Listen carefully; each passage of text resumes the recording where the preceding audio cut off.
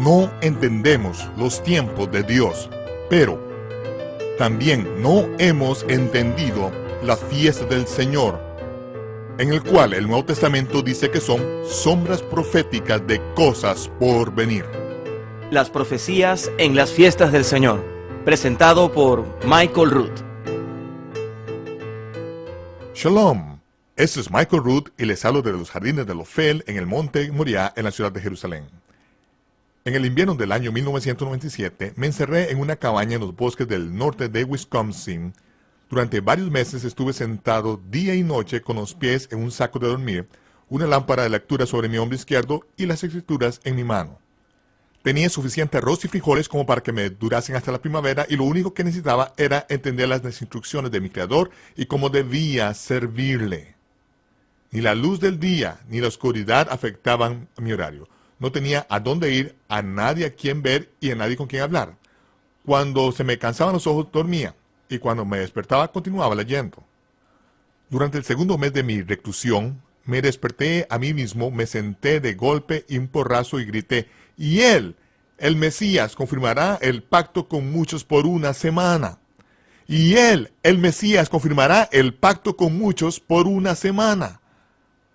No estaba soñando y por experiencias pasadas percibí que esta era una revelación del cielo, pero no tenía ni idea de lo que podía significar.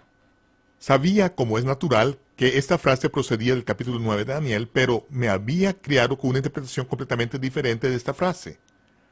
Al día siguiente empecé a estudiar esa sección en Daniel. Si esta era una verdadera revelación, sabía que las implicaciones serían profundas. Una semana después dejé la cabaña para visitar a un amigo ministro en Minneapolis. Estaba al teléfono cuando entré en su despacho y me hizo señas para que me sentase. Cuando colgó el teléfono, le dio la vuelta a su silla y dijo de repente: ¿has pensado alguna vez que el que confirma el pacto se refiere al Mesías y no al Anticristo? Es algo que me vino a la mente a medianoche la semana pasada y no he podido dejar de pensar en ello. Entonces le conté mi experiencia. Me fui de su despacho más convencido, pero necesitaba más confirmación. Poco menos de un mes después estaba en la casa del arqueólogo que encontró el Arca del Pacto mientras excavaba aquí cerca en el monte Moriah.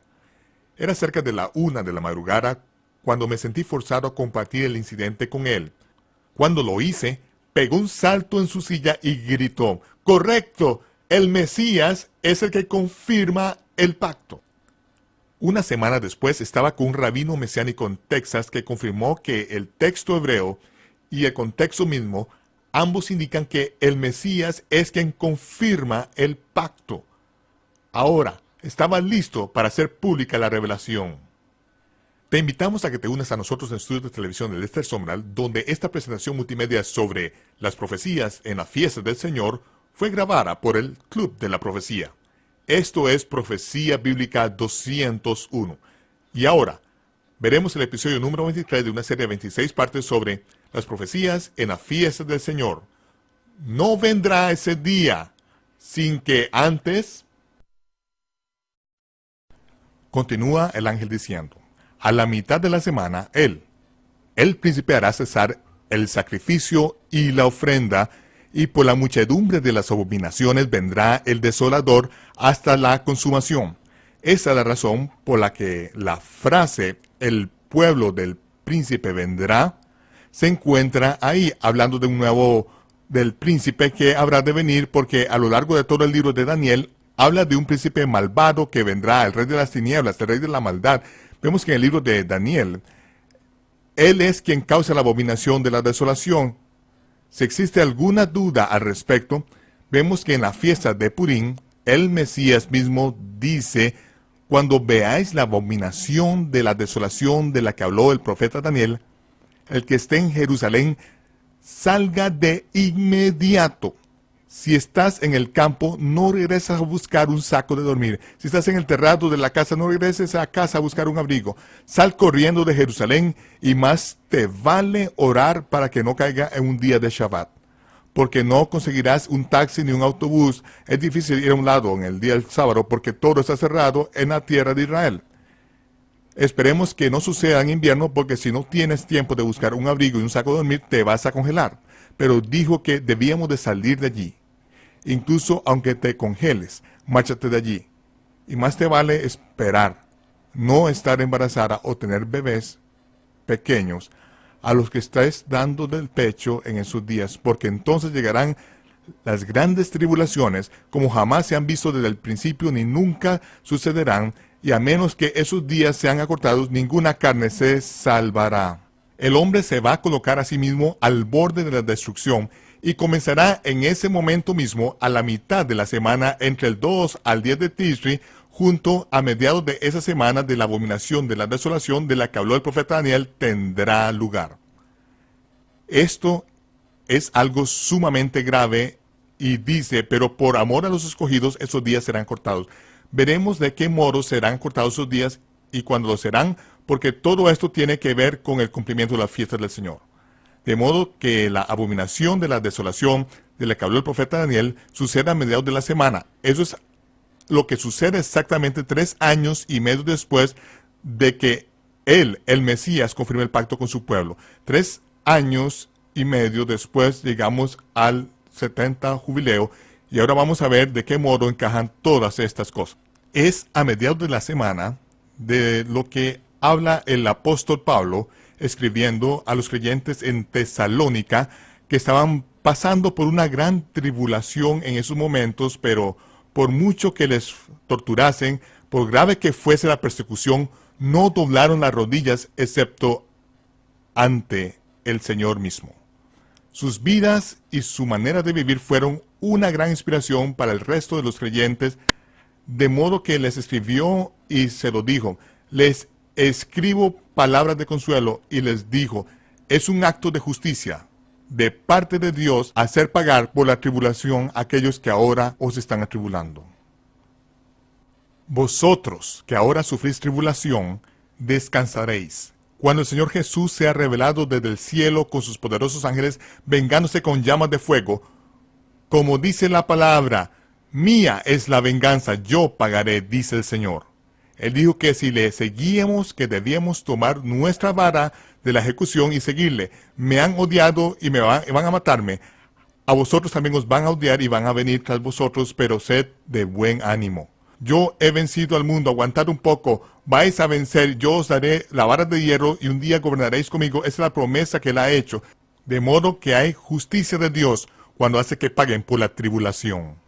Y continúa diciendo en 2 de Tesalonicenses capítulo 2, dice: con respecto a la venida del Señor y nuestra reunión con él, respecto a esto, os rogamos que no os dejéis mover fácilmente de vuestro modo de pensar, ni os turbéis ni por espíritu, ni por palabra, ni por carta, como si fuera nuestra. El día del Señor está cerca. El contexto es el día de Cristo, cuando Él venga para aliviar el dolor y la angustia de la tribulación de sus santos, cuando Él, por medio de una venganza ardiente, venga contra aquellos que han estado persiguiendo a su pueblo.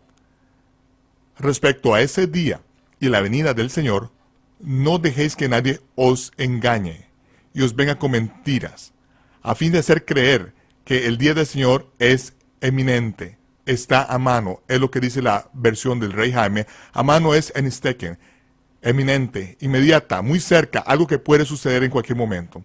No dejéis que nadie os engañe haciendo que creáis que debéis de vender todo lo que tenéis, envolveros en sábanas y salir a sentaros sobre la cima de la colina el 8 de octubre de 1988 con 88 razones por las que debéis hacerlo.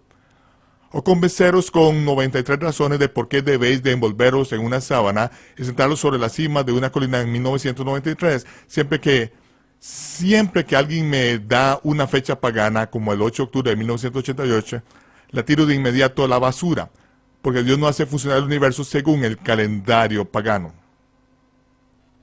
Pero no os dejéis engañar de ninguna manera, porque el día que nos reunamos, el dolor y la angustia de la tribulación será aliviado. Ese día no llegará hasta que no se produzca antes la apostasía, apostasia, la postura rebelde, y sea revelado el hombre de pecado, el hijo de destrucción, que se opondrá y se exaltará a sí mismo por encima de todo lo llamado Dios, para que él cómo Dios se siente en el templo de Dios proclamando ser Dios.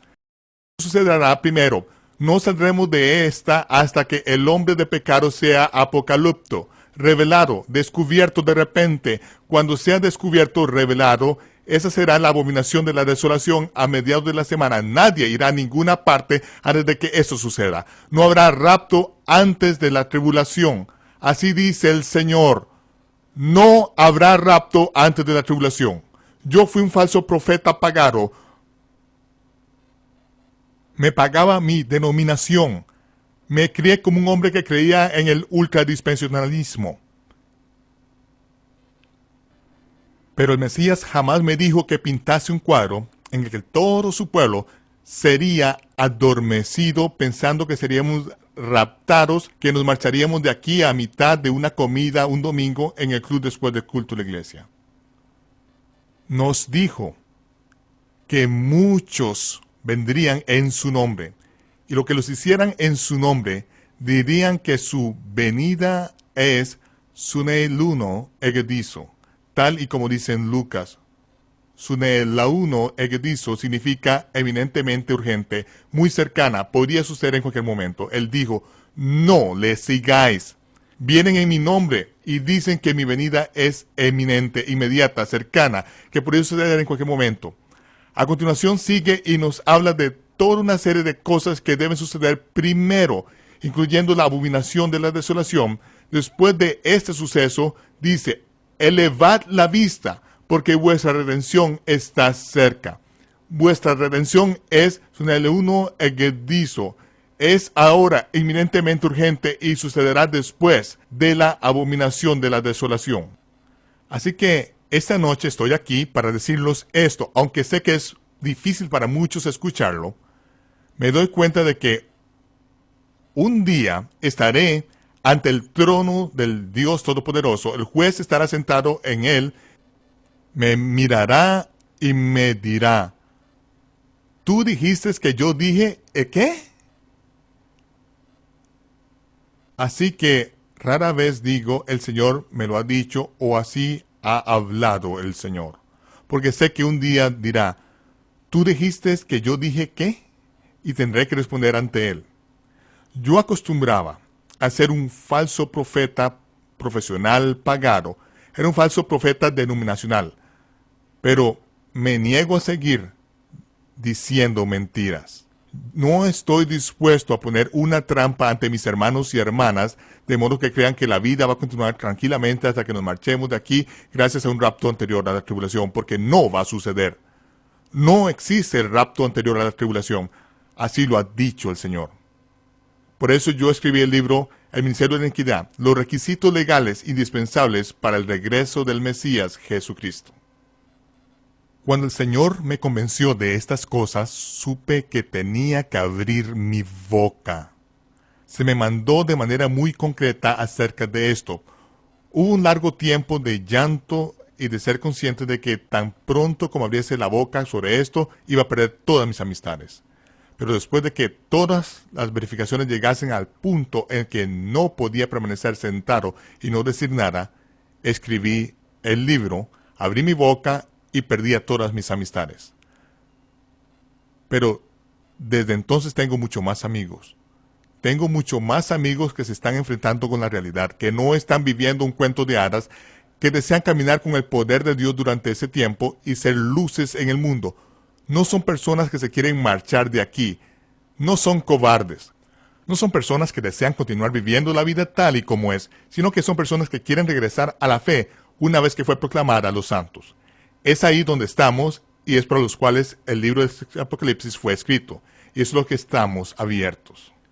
Ahora llegamos al gráfico final en nuestro calendario que se llama la cuenta regresiva al séptimo milenio y la confirmación del pacto.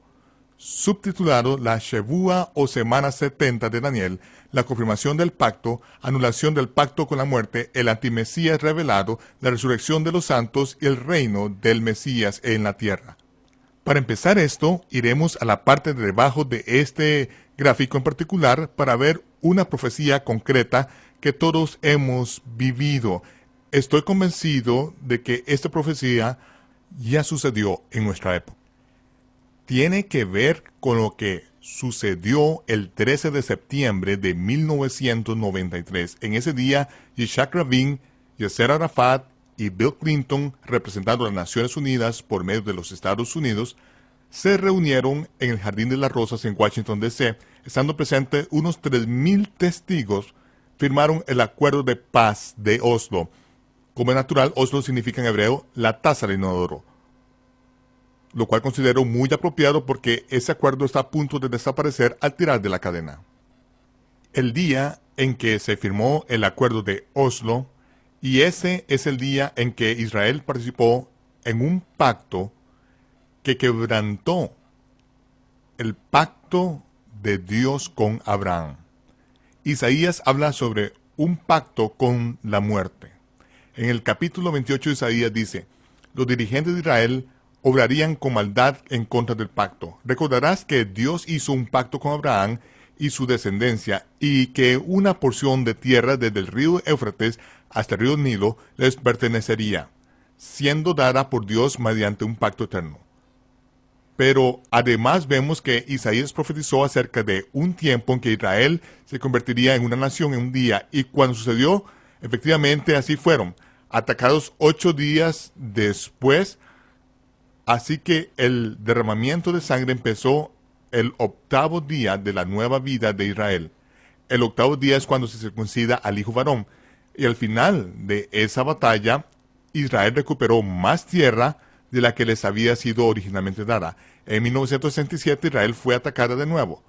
Los estrategas militares del mundo les concedían tan solo unas pocas semanas de supervivencia, pero después de 6 días, Israel volvió a recuperar aún más tierra, incluyendo toda la península de Sinaí, y las tropas de israelíes se apoderaron de la tierra hasta el Nilo en Egipto, recuperando aún más tierra. En 1973, Israel fue atacada en Yom Kippur, el día de expiación. Al final de esa guerra, en la que solo se le concedía a Israel un par de semanas para que sobreviviese, Israel recuperó más tierra todavía. Vemos aquí que se establece un patrón, ¿no es cierto? Dios hizo un pacto con Abraham, haciendo que Abraham se sumiese en un sueño, lo cual significa que ni siquiera dependía de la fuerza de Abraham mantener ese pacto. Sería Dios quien lo consiguiese, pero los dirigentes de Israel han obrado con maldad en contra del pacto, estableciendo un acuerdo con el infierno y un pacto con la muerte, acerca de lo cual se habla en el capítulo 28 de Isaías. Han entregado tierra al enemigo, a las Naciones Unidas, a los filisteos, por una promesa de paz. Dios llama a eso un acuerdo con el infierno, un pacto con la muerte. Participaron en ese pacto el 13 de septiembre de 1993 y Yasser Arafat dijo que iba a proclamar el Estado palestino con Jerusalén como su capital el 13 de septiembre del año 2000, exactamente 7 años a la fecha desde que Israel participó en ese pacto según el calendario pagano. Sigo insistiendo en que Dios no dirige el universo ni cumple sus profecías de acuerdo con ningún calendario pagano o ni siquiera con el calendario judío, en que pueda haber días o a veces hasta un mes de diferencia en el caso de este año. Sigo afirmando que Dios gobierna el universo y cumple sus fiestas en sus días, tanto si lo reconocemos sí o no. El tiempo lo dirá. Pero el 13 de septiembre de 1993 coincidió con el 1 de Tishri de 5994, Yom Teruah, el Día de las Trompetas. El Día de las Trompetas, hemos visto a lo largo de la historia que el Día de las Trompetas es el día en que se hacen los anuncios. El Día de las Trompetas es cuando fueron dados los 10 mandamientos, la Torá. El Día de las Trompetas es cuando apareció la gran señal anunciando el nacimiento del Mesías, que tuvo lugar 15 días después en la fiesta de los tabernáculos. Y este próximo 1 de Tishri hará 7 años desde que Israel participó en ese pacto con la muerte. Isaías dice: Dios anulará su pacto con la muerte. Con el fin de anular ese pacto con la muerte, Dios tendrá que actuar dentro de los parámetros de ese pacto. En otras palabras, si es un pacto de 7 años, Él lo va a anular. Pensaríamos que tendría que anularlo dentro de los parámetros del pacto original. Este mayo pasado, cuando estuvimos en Israel, nos dimos cuenta de que estaba sucediendo algo muy significativo. uno de los anteriores dirigentes de Israel se había marchado del país durante la o hecho más exacto, la fiesta de los panes sin levadura, y estaba en una reunión en Europa. Lo que salió de esa reunión fue el reconocimiento de que muy pronto iban a convocar una cumbre, y en ella los Estados Unidos convocaría a los dirigentes israelíes y palestinos, y lo que estaba en juego es lo que encaja a lo largo de estas líneas. Hace varios años se dijo que existían 100 cabezas nucleares del tamaño de una maleta que el paradero desconocido del arsenal ruso. Según los informes de inteligencia que tenemos al respecto, Yasser Arafat le dijo a Bill Clinton, según las fuentes de información, que ellos habían comprado 3 de estas armas nucleares. Poco tiempo después de eso, se encontraron en la tierra de Israel algunos búnkers llenos de equipos militares de Rusia. Inmediatamente después de eso es cuando Arafat fue a Rusia, y estamos hablando de sucesos actuales en el tiempo en que grabamos. Entonces vemos que fue a Rusia y entonces llegó una declaración de los rusos diciendo que los Estados Unidos no han sido efectivos en lograr un acuerdo de paz después de 7 años y que iban a convocar una nueva cumbre. Todos los que sugirieron que participase en la cumbre eran oponentes declarados a Israel, enemigos de Israel. Después de hacerse la declaración, Yasser Arafat voló a China y el día después de estar allí, los periódicos dijeron que los chinos habían apoyado que Yasser Arafat reclamase Jerusalén como la capital de Palestina. Hace unos días me llamaron y me dijeron que en la televisión nacional habían revelado que faltaban 3 maletas con armas nucleares del arsenal ruso. Ahora vemos siempre lo que sucede en las noticias porque hace un par de años que dijeron que se desconocía un paradero de 100 de ellas y ahora, solo en las 2 últimas semanas, las noticias nacionales dicen que faltan 3 de ellas. El número exacto que les dijeron a uno de los anteriores dirigentes de Israel, el mismo número de ellas que los Estados Unidos han verificado que tenía Arafat. Lo que es significativo, pienso que nos están informando de nuevo sobre lo que está pasando y lo que se disponen a hacer. Ahora, la única razón que podría haber para que se produjese una invasión a gran escala en Israel, la única manera que podría pasar es de este corto periodo de tiempo, sería si existiese la condición de que Arafat hiciese algo terriblemente estúpido, y creo que la historia ha demostrado que es perfectamente capaz de eso. Esa movida terriblemente estúpida tendría que ser algo que causase a la nación de Israel que atacase y que de inmediato cayese sobre sus enemigos con 1.000.000 de toneladas sobre los enemigos. Si los palestinos y los árabes que lo rodean, viendo que los jordanos hace poco han estado haciendo demostraciones al otro lado del Jordán, los Hezbollah, ha estado escolarizándose, acaban de efectuar otro ataque por adelantado a la tierra de Israel en contra de Bin Laden y algunos de sus grupos allí, y no estamos viendo mucho en Estados Unidos, pero allí las tensiones están aumentando. Y va a llegar al punto que harán su movida y entonces Israel va a caer sobre ellos con toda su fuerza y se va a producir una enorme conmoción. Cuando el Scud número 39 cayó en la tierra de Israel, en la región de Tel Aviv, durante la guerra del Golfo, fue el momento en que Israel colocó a sus F-16 cargados de armas nucleares sobre las pistas y le dijeron a Hussein que si lanzaba un solo Scud más, iban a lanzar bombas nucleares sobre Bagdad, haciendo un agujero negro de humo en el planeta Tierra. Y fue por eso que no lanzaron ni un solo Scud más. No es que los misiles Patriot de los Estados Unidos realizasen una labor tan fabulosa que Hussein se diese por vencido y dijese no vamos a derrochar más tiempo y dinero en este proyecto.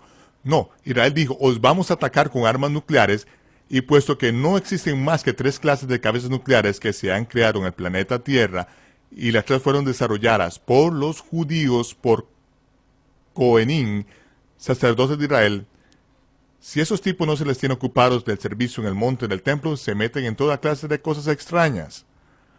Cuando dicen que os van a atacar con armas nucleares, deberías de prestarles atención.